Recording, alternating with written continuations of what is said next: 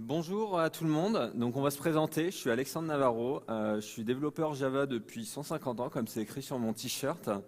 Euh, plus sérieusement, je travaille à la Société Générale sur la partie banque d'investissement. J'ai été développeur, architecte technique, leader technique maintenant sur pas mal d'applications de trading. Et je m'appelle Benoît Lasselle. J'ai travaillé chez QuartetFS, qui est l'éditeur d'Active Pivot, une techno qu'on va présenter dans ces slides. Je suis passé par les équipes de R&D, d'avant-vente et de consulting. Aujourd'hui, je suis indépendant et j'interviens notamment comme expert sur ces technologies. Donc aujourd'hui, on va parler de comment on a créé une application et fait évoluer une application d'analyse de risque temps réel en Java. Donc c'est une analyse de risque pour les traders du fixed income.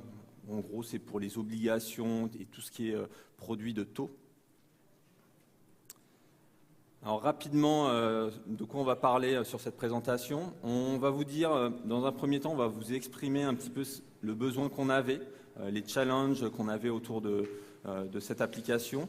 On va ensuite focuser sur qu'est-ce qu'on a fait. On a fait un espèce de cache mémoire pour répondre aux besoins. On va focuser ensuite principalement sur la performance. Et après, on va parler un petit peu de best practice, d'expériences qu'on a eues et qu'est-ce qu'on a fait pour que des problèmes qu'on a eus n'arrivent pas en production. Alors le challenge technique chez nous, en fait il y a deux points. En fait c'est des analyses de risque, donc généralement on a des indicateurs assez complexes à calculer et on doit les agréger. Globalement, agréger des indicateurs, c'est pas forcément très compliqué. Vous en avez beaucoup, mais c'est pas forcément ce qui est le plus compliqué. Mais c'est compliqué. Deuxième point, on a beaucoup de données en temps réel. Donc on a beaucoup de mises à jour en temps réel, notamment les prix, les risques, des choses comme ça. Ça, prix pour une application de trading, c'est un métier, c'est pas si compliqué.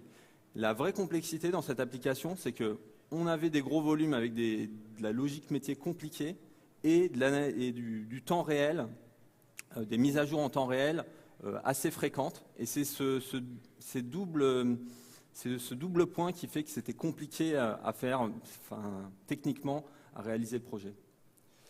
Alors pour vous expliquer un petit peu notre monde, pour l'application, vous imaginez en termes de volumétrie, on a 100 millions de lignes avec 200 colonnes. Donc vous pouvez imaginer ça dans une base de données ou ce que vous avez envie.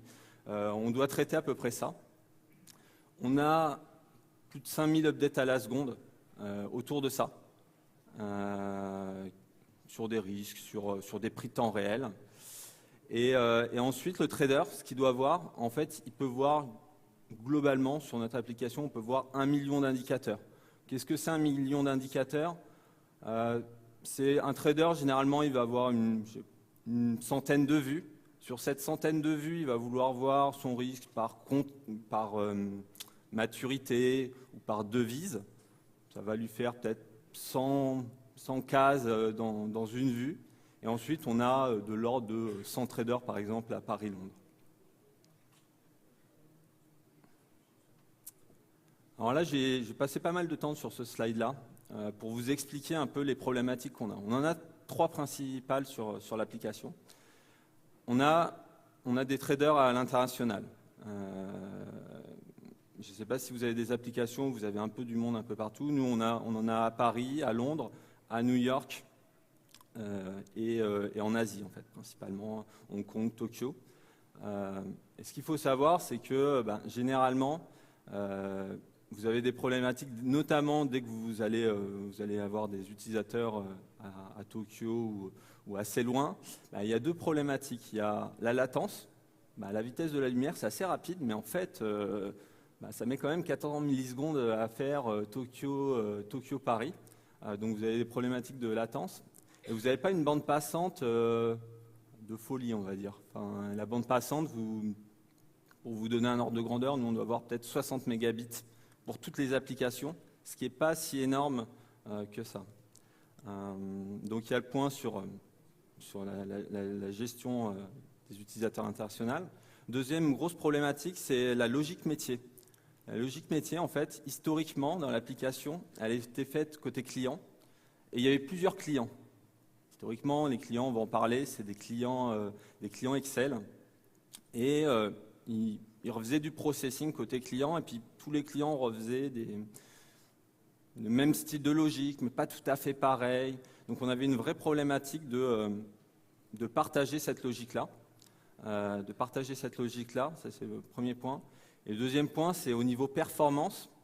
Un client, quand vous avez 100 millions de lignes, je ne sais pas si vous avez déjà essayé dans Excel, mais 100 millions de lignes dans un Excel, ça ne marche pas très très bien. Et donc il y avait cette problématique-là. La dernière problématique, c'est la performance. Je vous ai donné l'ordre de grandeur de volumétrie. Le SLA global sur l'application, c'est de l'ordre de la seconde. Le trader veut voir son risque, il book quelque chose dans un système, il fait une opération financière, il y a le risque qui se calcule et il a de l'ordre de la seconde, il veut voir rapidement ça. Donc quand vous avez des volumétries de 100 millions d'éléments, que vous voulez agréger et que vous voulez montrer à la seconde, c'est pas évident, c'est une vraie problématique. Et aussi les volumes.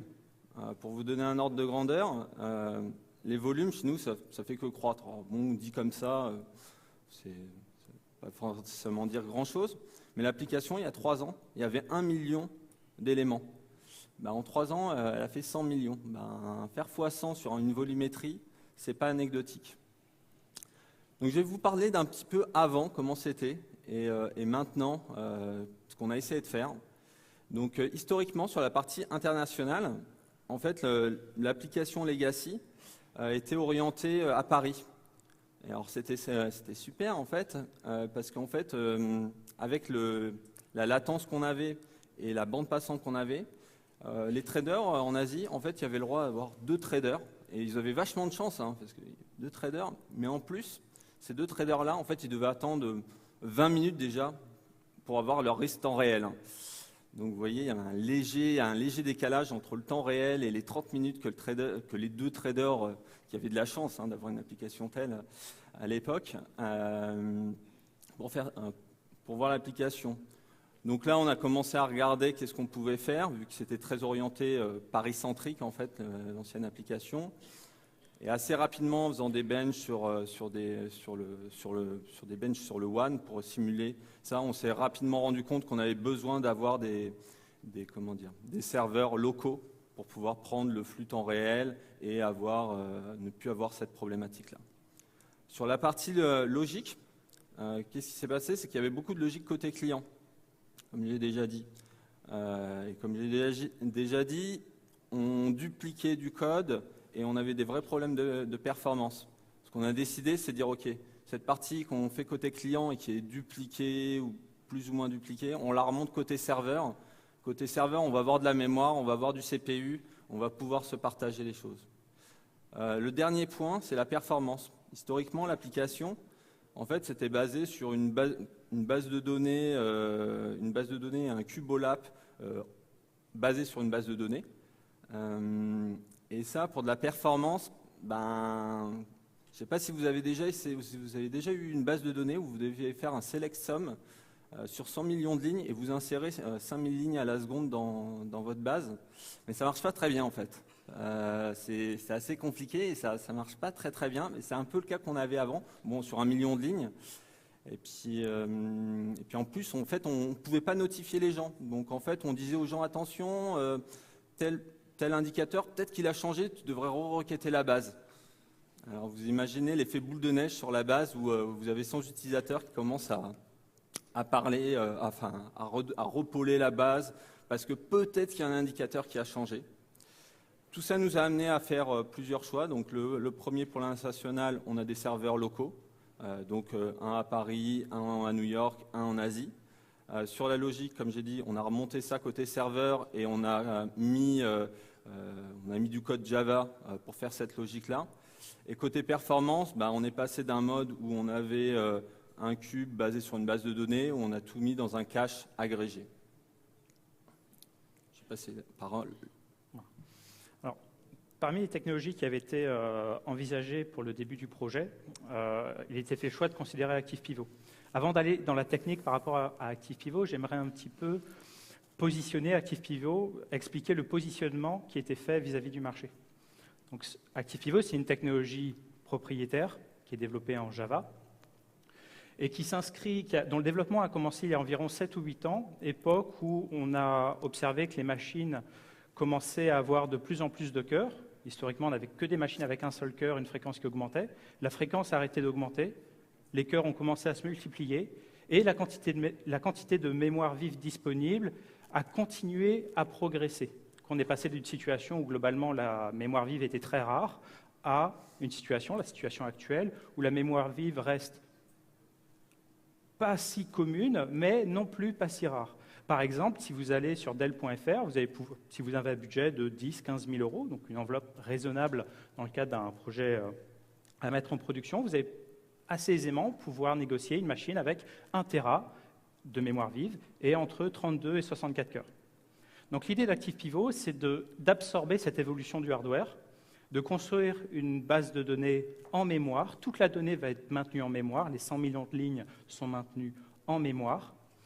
Combiner cette base de données avec un moteur de requête.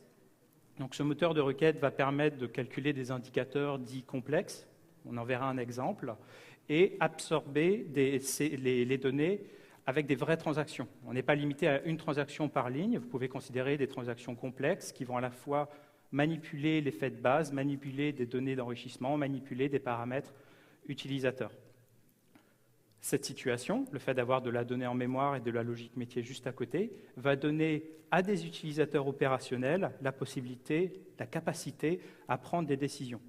Typiquement, un utilisateur opérationnel, il vit au jour le jour, il veut s'appuyer sur les données les plus récentes, des données qui viennent de divers systèmes et qui peuvent être très, très volumineuses. On va charger toutes ces données, appliquer sa logique métier et lui donner la possibilité de décomposer ces indicateurs le long de n'importe quel axe d'analyse disponible dans les données.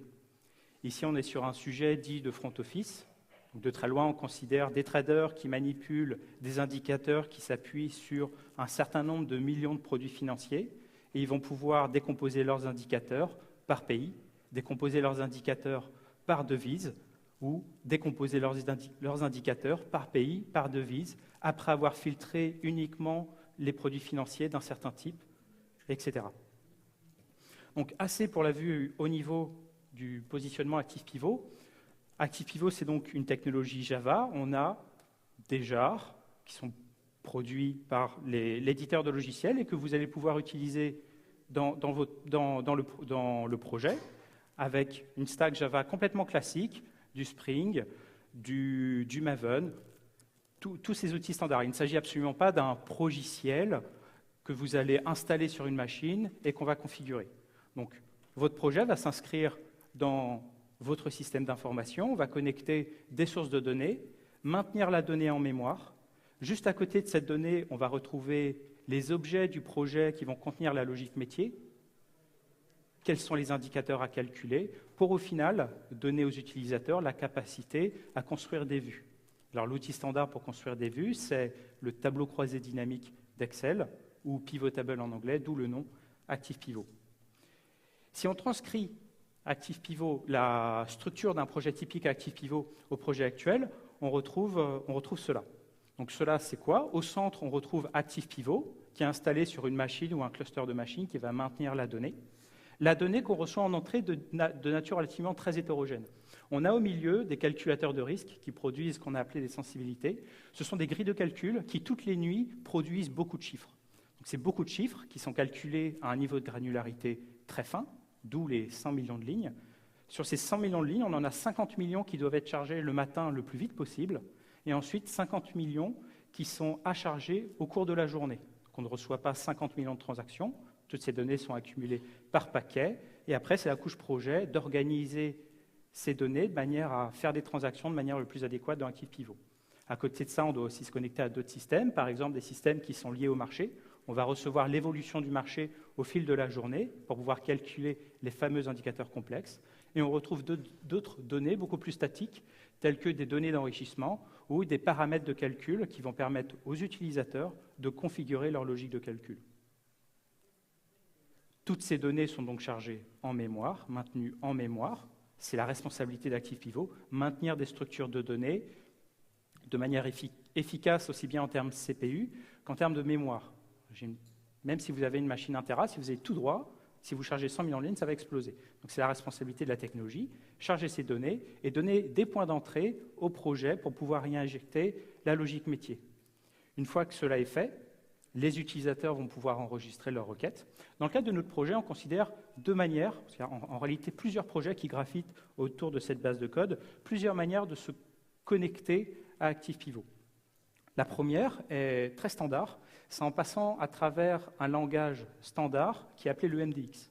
Le MDX, je ne vais pas du tout en parler dans la présentation, il faut simplement garder en tête que c'est un langage qui est relativement comparable au SQL, sauf qu'il s'applique au monde multidimensionnel. Alternativement, ça j'en reparlerai un petit peu plus tard sur la partie performance, on peut requêter Active Pivot à travers une API qui est propriétaire et qui est beaucoup plus simple. Le MDX permet de faire des vues très complexes, de construire des dashboards très avancés. Cette API va permettre à l'utilisateur de sélectionner ses indicateurs, sélectionner les axes d'analyse le long duquel il veut décomposer ses indicateurs et récupérer sa vue. Dans tous les cas, une des forces de l'OLAP, c'est de donner aux utilisateurs la possibilité de construire leurs requêtes indépendamment de l'IT. Vous êtes un utilisateur, vous avez accès à un certain nombre d'indicateurs, un certain nombre d'axes d'analyse. Vous allez pouvoir construire vos vues indépendamment de l'IT. Il n'y a pas de SQL à écrire. En réalité, vous n'allez pas écrire du MDX car vous avez des interfaces graphiques qui marchent très bien. On retombe sur la question du tableau croisé dynamique dans Excel. Juste un petit point, plus technique, on est quand même des geeks. Donc je vais un petit peu dire les technos qu'on a sur ces différentes parties. Au niveau de données de marché, on récupère des flux chez nous, soit de Reuters, soit du flux, ce qu'on appelle du flux Flore ou des flux de bourse directement. Donc on a des technos propriétaires chez nous pour récupérer le flux. C'est notamment ici qu'on récupère de l'ordre de 5000 updates à la seconde. Ici, pour dialoguer, on a du JMS en fait, tout simplement. On n'a pas tant de messages de risque que ça. Donc on a juste du JMS ici assez classique. Tout ça, c'est juste une web app assez classique. Ça tourne sous un Tomcat, en JDK 1.7, Tomcat 7, c'est assez classique. Toute la configuration là-dedans, il y a pas mal de Spring, Java config, ce genre de choses. Les points importants, c'est qu'on va en parler un petit peu après. On a beaucoup de choses autour de tout ce qui est Java concurrente. On a des queues type blocking queue, disruptor, on a des locks, des structures, des concurrentes HMAP ou des choses comme ça, des maps Guava pour des choses immutables. Donc on a beaucoup de choses autour du threading. Et à la fin, ici, l'utilisateur, en fait, c'est juste du web service. Les utilisateurs ont besoin de notifications. Donc on a un petit... à l'époque, il n'y avait pas les WebSockets. Donc aujourd'hui, ce qu'on fait, c'est des web services assez classiques, pas tant que ça, avec du long pooling, un petit peu comme ce que vous avez dans Gmail, quand vous avez une notification, vous avez du long pooling. Et ce qu'il faut savoir, c'est que ici, vous requêtez une fois le cube, on vous donne la vue initiale et après on va vous donner le delta de ce qui a bougé. C'est exactement pareil pour les données de marché. Quand vous récupérez du flux de marché, en fait, vous avez beaucoup de champs qui bougent, mais en réalité, il n'y a pas tellement de champs qui bougent. Donc, pour des raisons de performance, on va vous renvoyer que le delta de ce qui a bougé. Les deux prochains slides, en fait, on va parler ça ne fonctionne plus, c'est pas grave, de la partie post-processor. On va voir un indicateur calculé un petit peu compliqué, et puis la suite, en fait, de ce qu'on peut voir niveau end-user. Alors, ce slide-là, il est un peu compliqué, mais on va essayer de le faire assez simplement. Ça, c'est un des indicateurs un peu compliqués à calculer chez nous. Donc, je vais essayer d'expliquer un petit peu les termes, de vulgariser. Le PNL, c'est Profit and Loss, c'est juste votre gain ou votre perte. Voilà, votre gain ou votre perte. La sensibilité, c'est le risque que vous avez par rapport à un événement. Vous êtes des geeks, vous allez souvent aux États-Unis pour acheter, je ne sais pas, un Mac par exemple. Vous pensez aller aux États-Unis dans un mois. Le taux, il est de 1,2 entre l'USD et l'euro. Donc, 1200 $, 1000 €. Vous dites, ah bah super, j'ai 1000 €, c'est génial. Sauf que vous y allez dans un mois, et là, patatras, le taux, il devient le taux Apple, hein, le fameux, c'est 1 € vaut 1 $. Et ça devient comme ça. Et là, vous avez juste eu 200 € dans la vue, en fait, et vous avez un risque de taux. La sensibilité, c'est ça, c'est votre risque par rapport, chez nous, c'est notamment les taux. Donc la sensibilité, c'est votre risque par rapport à quelque chose. Le prix temps réel, c'est assez simple, ça. C'est juste le prix de votre action, votre bond, chez nous, c'est plutôt des obligations. Le prix de marché. Et le prix de clôture, c'est le prix de marché à la clôture du marché la veille. Donc le PNL, c'est pas compliqué, c'est juste la somme de la sensibilité fois le prix temps réel moins le prix de clôture. Le truc compliqué, c'est le prix de temps réel. Je vous l'ai déjà dit, ce qui bouge, c'est 5000 updates à la seconde, de cet ordre-là. Et puis ce qui est aussi compliqué, c'est qu'en fait, les prix que vous avez, c'est par instrument. Donc par exemple, pour calculer le PNL, vous devez descendre au niveau instrument, voir le prix de tous vos instruments, faire le calcul de votre sensibilité fois votre prix réel moins le prix de clôture, faire vos 10 000 éléments, descendre à vos 10 000 éléments, et puis, ensuite tout ressommer. Et puis vous avez 100 millions d'éléments de risque. Donc quand quelqu'un demande du PNL sur l'ensemble de tous les desks de l'ASG pour le fixed income, le calcul, ça prend, c'est pas juste on va lui répondre quelque chose, on va devoir faire un calcul assez imposant, sachant qu'on doit répondre dans la seconde. Donc, voilà.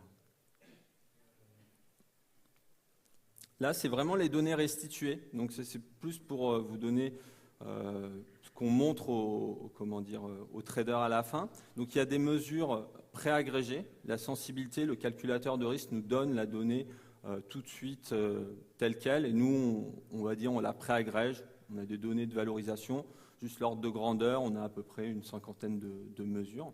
Après, on a des mesures post-processées, comme le PNL, que je vous ai montré. Donc ça, c'est des mesures qui sont calculées à la volée. Donc il y a un vrai calcul à la volée. On ne peut pas le calculer, on ne peut pas insérer, modifier les 100 millions de lignes parce que, imaginons, sur les 100 millions de lignes, il y a la moitié des lignes qui sont sur de l'euro.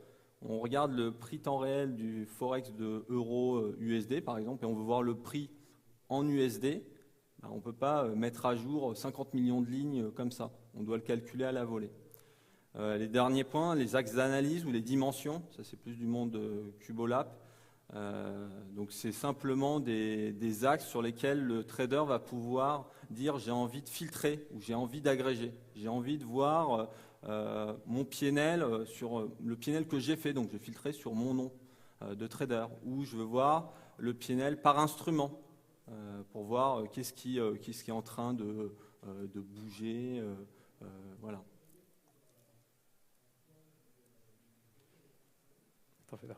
Ok. Alors, pour résumer sur qu'est-ce qu'Active Pivot, c'est une base de données en mémoire orientée objet. Orientée objet pourquoi? Parce que si on va pouvoir y injecter de la donnée qui va être des nombres, par exemple, dans notre cas, on peut imaginer y injecter des objets plus structurés, des vecteurs, des maps, des objets qui auraient été instanciés par votre librairie, une librairie existante quelque part dans votre environnement. Tout ça, tous ces objets pourront être utilisés pour contribuer dans Active Pivot. Cette base de données est configurée et combinée avec un moteur transactionnel temps réel. Donc l'idée, c'est que vous chargez de la donnée, vous enregistrez des requêtes temps réel, vous récupérez la vue à cet instant donné, et au fil de l'eau, au fur et à mesure que des transactions arrivent, la vue de l'utilisateur sera impactée. Elle ne sera pas simplement recalculée, ce qui consommerait beaucoup trop d'énergie, beaucoup trop de CPU. On va simplement calculer ce qui a besoin d'être recalculé au niveau de la vue donnée. Tout ça s'appuie sur moteur MVCC, ce qui va permettre à un utilisateur, lorsqu'il est par exemple dans une situation où tout va mal, le marché va mal, le calcul d'un produit, le calcul d'une sensibilité a explosé, il aura la capacité de revenir dans le passé et retrouver son indicateur et toutes les versions de cet indicateur à n'importe quel moment dans le passé, pour n'importe quelle transaction qui a été faite dans le passé. Enfin, je l'évoquais très rapidement, je vais le révoquer ici, la capacité à déployer ActivePivot, que ce soit de manière dite horizontale, donc simplement du sharding. Vous avez un modèle de données qui est trop gros, vous voulez le répartir sur plusieurs instances, vous allez pouvoir le faire. Ou un autre mode de distribution qui est beaucoup moins commun et qui est appelé polymorphique. L'idée est qu'on peut avoir un projet tel que le projet actuel, on suit des indicateurs en temps réel par rapport au marché, par rapport aux données qui correspondent à aujourd'hui, et on peut avoir une autre équipe, un autre projet qui construit un autre cube avec d'autres indicateurs ou des indicateurs qui s'appuient d'autres types de données. Et ce qu'on souhaite, c'est donner à d'autres utilisateurs opérationnels la capacité d'avoir une vue consolidée sur les deux cubes. On ne peut pas faire un seul cube qui contient toute la donnée et toute la complexité, ce serait trop compliqué. On garde deux cubes, deux équipes de développeurs, deux équipes d'utilisateurs opérationnels, et on donne la possibilité à certains utilisateurs de voir un troisième cube qui n'est pas matérialisé, mais qui donne accès à l'union de tous les indicateurs et à l'union de toutes les dimensions. Ce qui fait que si on a par exemple un axe d'analyse qui est commun aux deux projets, l'axe par exemple des pays, on va pouvoir décomposer les deux indicateurs de chacun des deux cubes le long de l'axe commun. Alors, maintenant, je vais rentrer un petit peu plus en détail sur comment fonctionne ActivePivot, ou en tout cas, comment est-ce que ActivePivot permet de rendre de tels projets rapides. On est dans une situation, on a 100 millions de lignes, on les a agrégées dans des structures multidimensionnelles. On pourrait imaginer qu'une fois qu'on a réagrégé, on n'a plus que 1000 points, 10 000 points, c'est-à-dire 10 000 combinaisons possibles, étant donné les axes d'analyse disponibles. J'ai les pays, j'ai les types de produits, j'ai la devise. Le problème est qu'il existe tellement de dimensions, et certaines de ces dimensions ont très fine granularité, qu'en réalité, chacun des faits peut représenter un point possible. L'utilisateur a toujours la capacité de construire une vue où il va descendre suffisamment profondément dans le cube pour avoir accès à de la donnée de très fine granularité. Et c'est là où on fait le pont entre ce qui est dit habituellement à propos des technologies OLAP, qui sont des technologies très lentes. Mettez pas ça dans un cube, ça va exploser. Si vous mettez trop de dimensions, ça va exploser en mémoire, en CPU. L'idée ici est vraiment de prendre le contre-pied par rapport à cette situation. Par rapport au CPU, ActivePivot est effectivement en production sur plusieurs dizaines de projets avec des machines qui ont de 8 à 64 cœurs. Et travailler sur des machines qui ont de 8 à 64 cœurs, vous êtes obligé d'écrire de l'algorithmique spécifique. Vous êtes obligé d'écrire de l'algorithmique spécifique parce que le hardware a des propriétés particulières. J'en parlerai dans le slide qui suit. De manière générale, une bonne manière de se tirer d'une telle situation sera de partitionner vos structures de données, ce qui sera parfois facile. Vous prenez une table SQL, si vous voulez la splitter le long d'une colonne, ça pourrait bien se passer. Par contre, si vous avez des structures multidimensionnelles qui sont beaucoup plus complexes, la tâche sera beaucoup plus ardue. Une fois que vous avez réussi à partitionner vos structures de données, le choix qui a été fait par Quartet est d'utiliser de manière très générale la Function Pool. La Function Pool, c'est un framework qui a été introduit officiellement avec le JDK7. Et l'idée est étant donné une tâche, j'ai par exemple un serveur avec 64 cœurs, mais un unique utilisateur. Et cet unique utilisateur fait toujours des requêtes dures.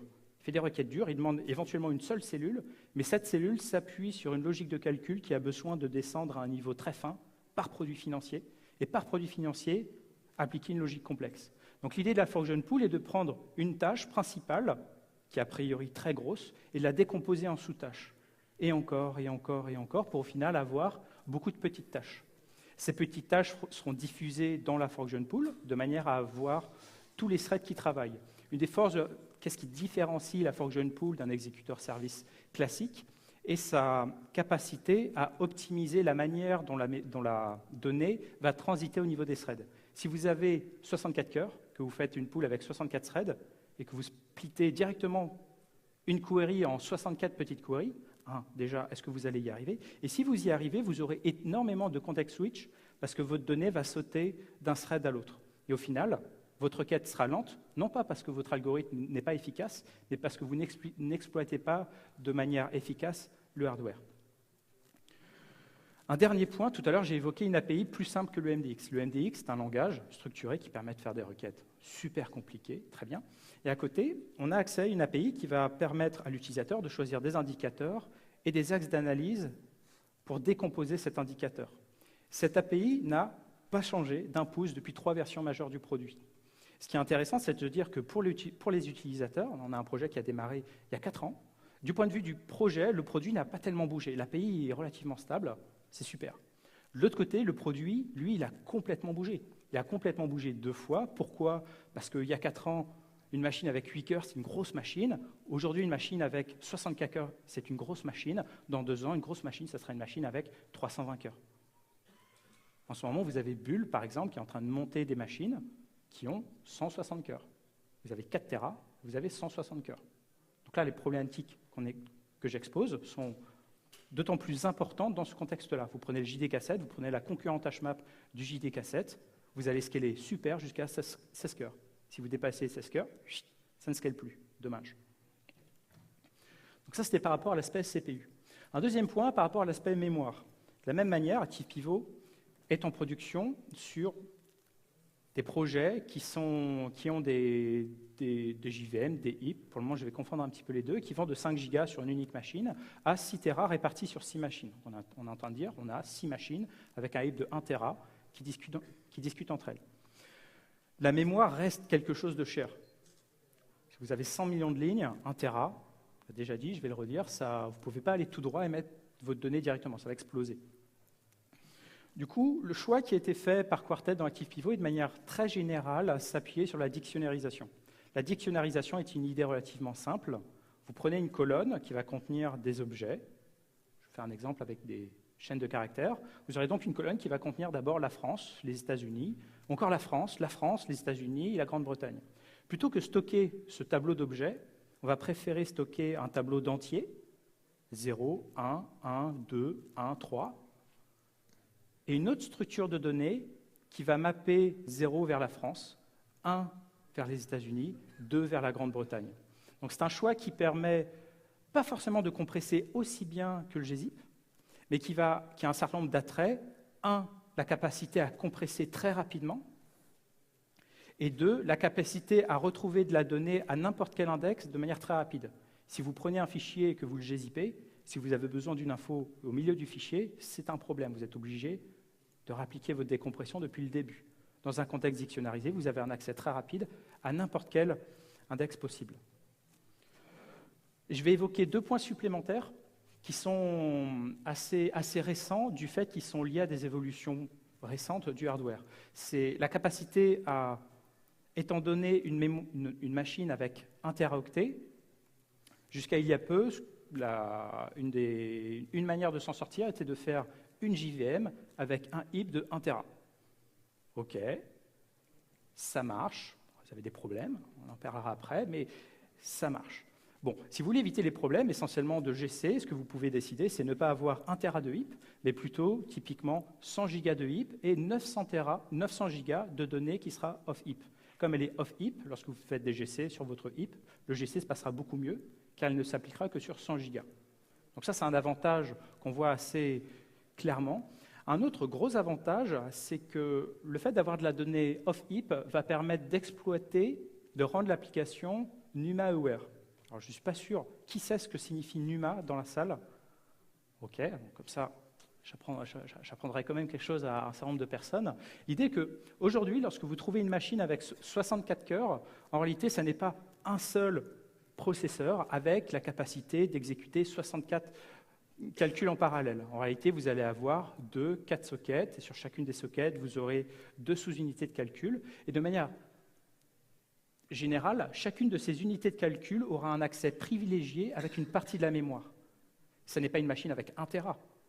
En réalité, c'est une machine avec 32 fois, je ne sais pas combien de gigaoctets de données, et une fraction de ces gigaoctets de données sont fortement couplés avec une partie des CPU, une autre fraction de la mémoire est fortement couplée avec une autre partie des CPU, etc. Jusqu'au nombre de nœuds NUMA. Aujourd'hui, on trouve des machines avec 2, 4, 8 nœuds NUMA. Que signifie NUMA? NUMA signifie Not Uniform Memory Access. Donc l'idée est que, étant donné un CPU, s'il doit aller chercher de la mémoire sur son nœud NUMA, ça va aller relativement vite. S'il doit aller chercher de la mémoire sur un autre nœud NUMA, ça sera plus ou moins lent. Si vous ne rendez pas votre application NUMA aware, vous aurez un problème parce que vous avez 1 Tera de heap, éventuellement un exécuteur service avec 64 threads, et les 64 threads vont passer leur temps à choper de la data qui sera, on ne sait pas trop dans quel nœud NUMA. Du coup, vous aurez une application qui sera 2 fois plus lente, 4 fois plus lente, 16 fois plus lente, 32 fois plus lente. On a observé des situations où, avec un algorithme relativement simple, la machine est beaucoup plus lente, l'algorithme est beaucoup plus lent sur une machine 64 cœurs que sur une machine 16 cœurs. Pourquoi? Parce qu'on avait 2-4 fois moins de nœuds NUMA, et du coup, on allait beaucoup plus vite. Du coup, dans le cadre du projet, on a un projet qui est temps réel, on a beaucoup de messages à la seconde, on a des indicateurs relativement complexes. Là, on en a donné un exemple, on en a d'autres qui sont beaucoup plus tordus, et je donne l'exemple qui sont difficiles à implémenter dans Excel, et un projet qui n'a finalement pas une si grosse volumétrie. C'est moi qui ai rajouté le smiley. Voilà, on n'est pas tout à fait d'accord sur ce truc-là. C'est vrai, 80 gigas, c'est beaucoup. 80 gigas, il y a beaucoup de monde, il y a beaucoup de données, mais on a d'autres projets à la Société Générale où on a un heap on a une machine avec 300 gigas et on a déjà commandé une machine avec 1 Tera. Aujourd'hui, vous voulez faire un projet avec ces ordres de grandeur de données en mémoire, c'est possible. Du coup, comment vous allez faire en sorte que ça se passe bien, que l'application aille vite? En réalité, c'est très difficile. J'ai évoqué le off-heap, j'ai évoqué le NUMA-aware. Rendre vos algorithmes NUMA-aware est quelque chose d'assez compliqué. Donc là, le choix qu'on fait, c'est de s'appuyer sur une techno commerciale et du coup, derrière, ne garder que la partie autour, toute la partie qui est custom au projet. La connexion aux données, récupérer les données, faire des transactions dans le produit et appliquer de la logique métier.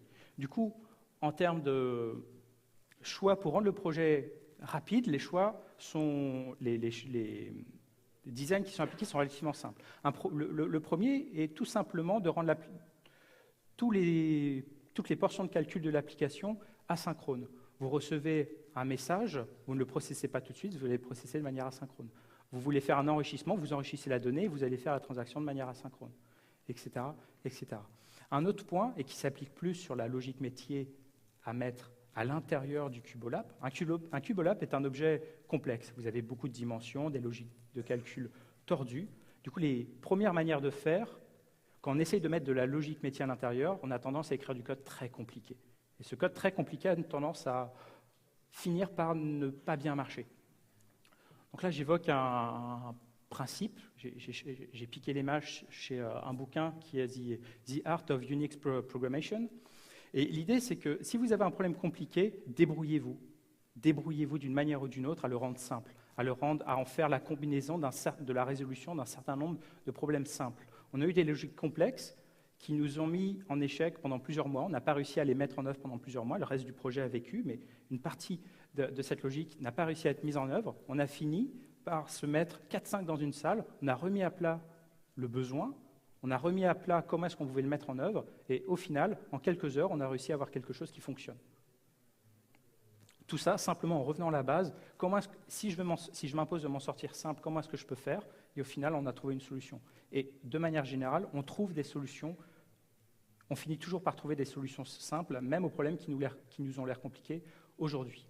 Du coup, la JConsole, donc ça c'est un snapshot de la JConsole sur 4 jours. À quoi ça ressemble? Un heap qui monte et qui descend entre 20 et 80 gigas. Donc là, on n'est pas dans une version où on a de la donnée off-heap. Donc au final, on a un projet qui n'a en réalité que 20 gigas de données qui survit. Lorsqu'on a des GC qui passent, on voit les pics qui descendent entre 20 et 30 gigas. Et le reste du heap sert à faire vivre les transactions temps réel, à faire vivre les requêtes, les impacts des transactions sur les requêtes. C'est une machine 24 corps, hein, donc vous pouvez le voir sur la partie CPU, il y a 50% de CPU, ce n'est pas une machine avec un corps. Du coup, comment on fait pour configurer notre JVM? Il n'y a vraiment pas de réponse magique. Perso, je suis un fervent, je ne sais pas quoi, perso, je préfère commencer par laisser les paramètres par défaut. La JVM est un objet qui se comporte très très bien tout seul. Même si vous avez des gros heaps 80 gigas, même si vous croyez savoir comment va se comporter votre application et vos algorithmes, commencez par les mécanismes, la configuration de la JVM par défaut. Si vous avez des soucis, vous observez que vous avez des stop of the world trop souvent, vous observez que vous avez des stop of the world trop longs, vous observez que vous avez des out of memory, que sais-je, là vous allez vous poser la question. Par défaut, évitez d'activer toutes les options qui vous ont l'air super cool. Ça vous évitera un certain nombre de problèmes. Donc, par exemple, ici, si je reviens sur le heap, on a activé le concurrent mark sweep et on se retrouve à avoir une pause, on ne les voit pas ici, l'échelle est trop petite, à avoir une pause toutes les nuits d'environ 30 secondes.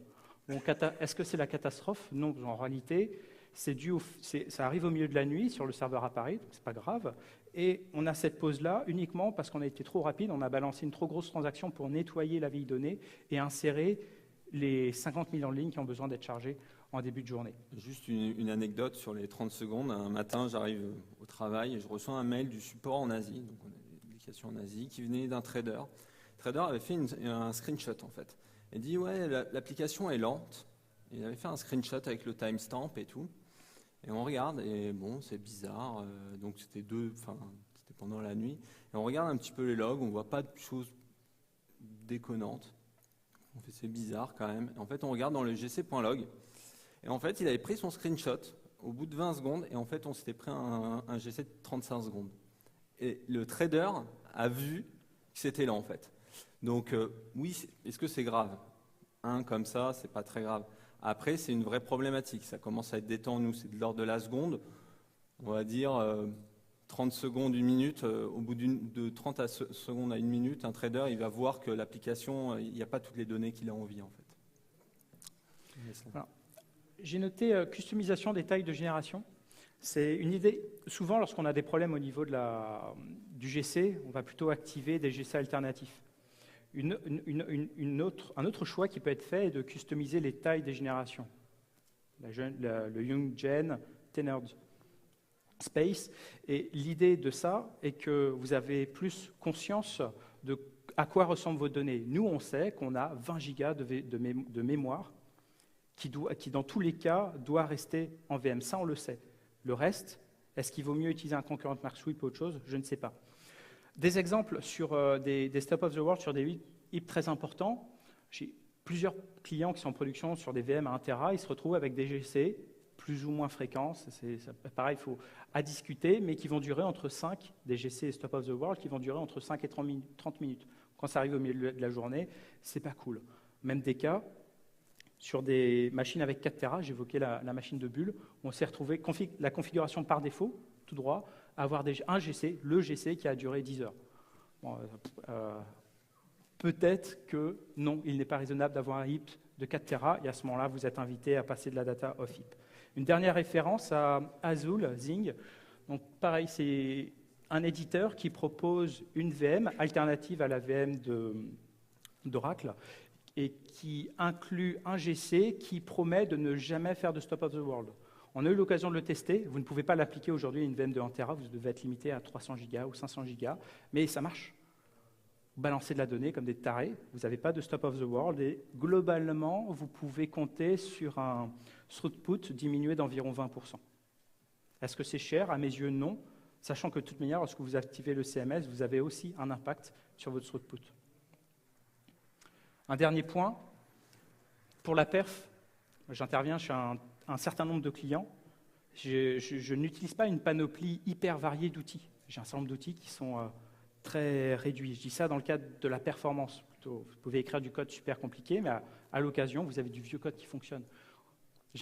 Votre application est bloquée, donnez-moi un thread dump, faites un thread dump, invitez vos équipes de support à systématiquement faire un thread dump lorsque l'application est bloquée.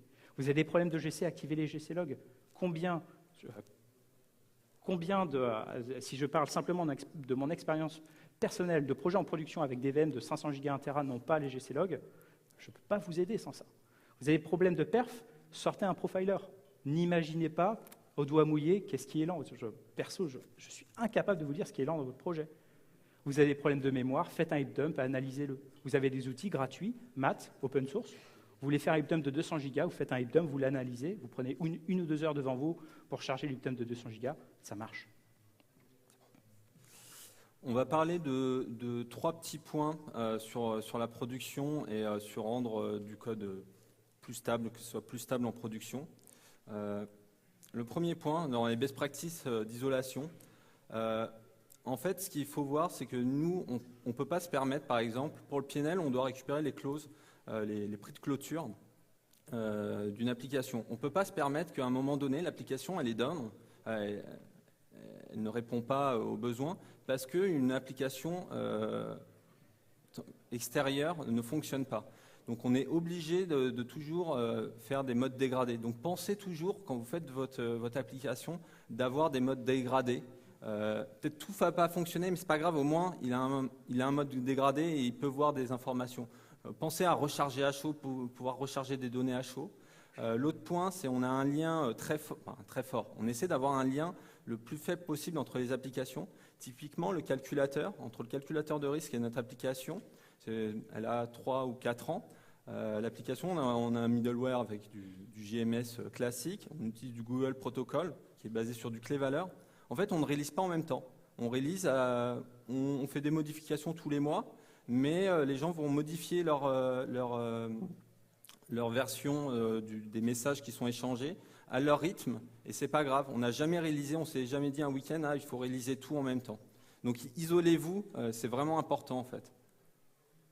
Deuxième point, c'est l'automatisation. Alors je vais parler un tout petit peu de Maven.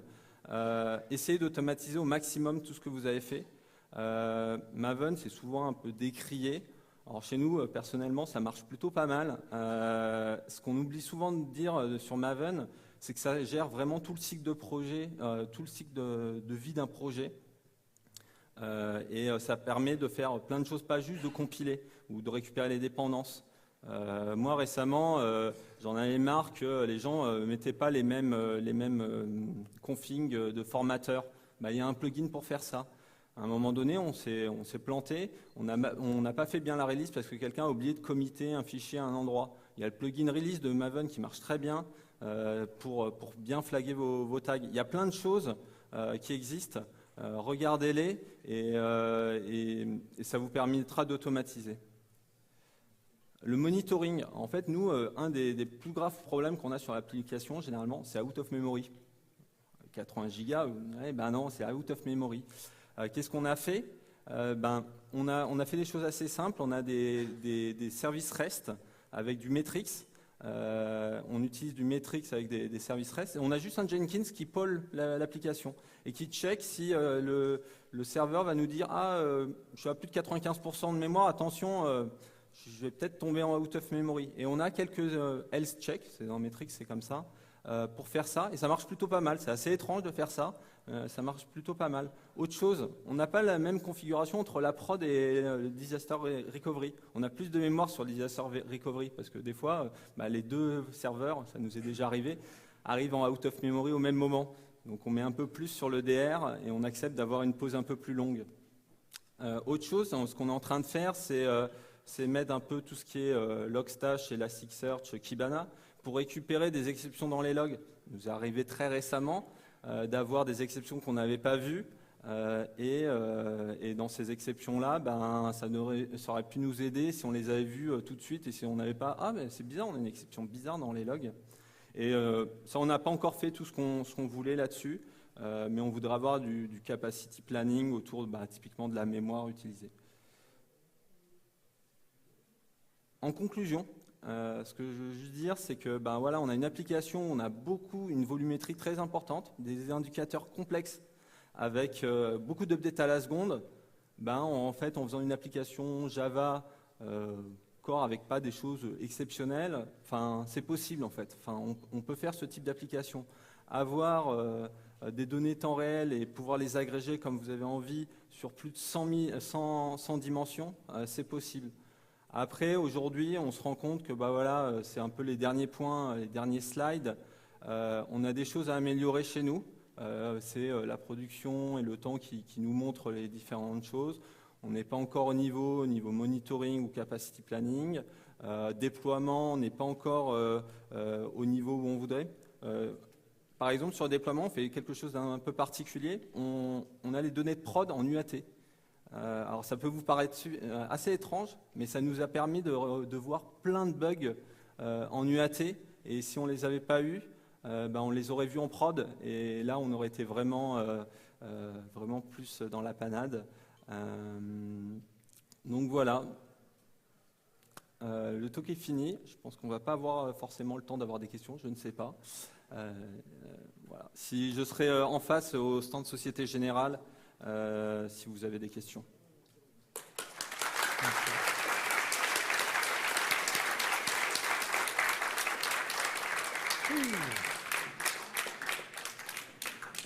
Ça faisait longtemps qu'il était en time-up.